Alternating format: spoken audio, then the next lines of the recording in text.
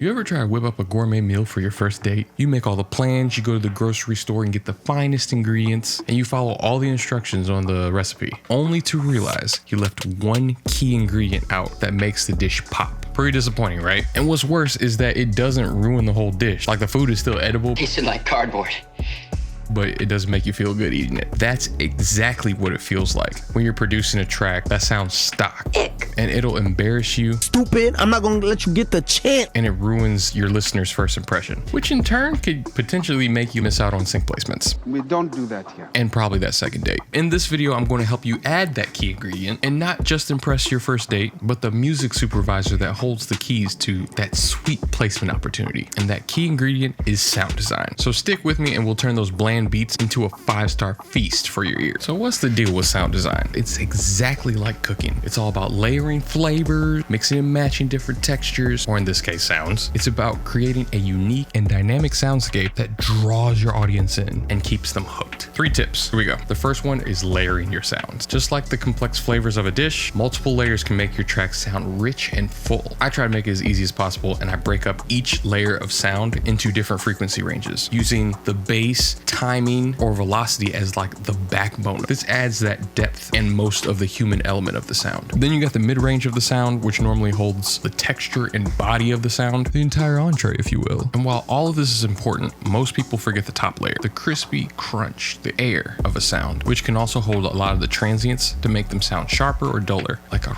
rich, cheesy, zesty Gouda. They're zesty, right? I'm not a big cheese fan. While most music creators think about these kinds of things for sound design, I wouldn't want the dish that I'm cooking for a date to sound or taste like typical takeout. It's gotta mean something. Which is why this next tactic makes a world of a difference, and that's to automate everything.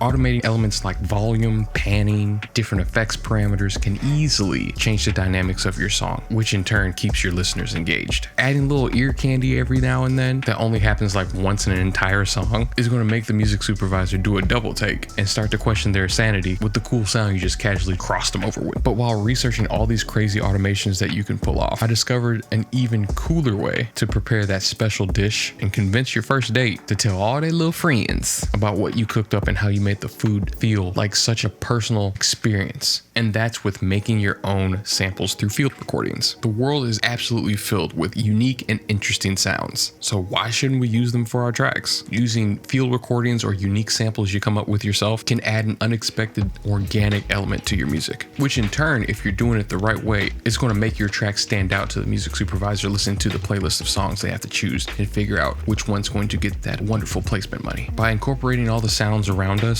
you can create a more immersive experience when someone puts on headphones or turns on their speakers to listen to your music. And it's going to set your songs apart from everybody else's, which could give you a more distinct sound that brands want because they're trying to sound and look different than their competitors. I've worked on briefs where they only needed 2 to 5 seconds and their budget was in the 5-figure range, which is absolutely insane. And think about it, if you have really good sound design with your own personal samples that don't sound like anyone else, it's going to give you that sonic fingerprint that's going to make the music supervisor remember your name because you did something unexpected. Making up your own samples, sampling yourself even, can be a powerful tool in your music production kit. Now, your gourmet meal is finished, and now you can serve it up in the form of a perfectly balanced track. As all things should be. Now you're ready to not only impress your date, but your listeners too. But if you don't have enough processing power in the computer that you're using to push your sound design to the next level and make it sound uber expensive, this could possibly take forever to pull off. So watch this video right here to learn about the specs you need in your computer in order to hit the ground running with sync licensing.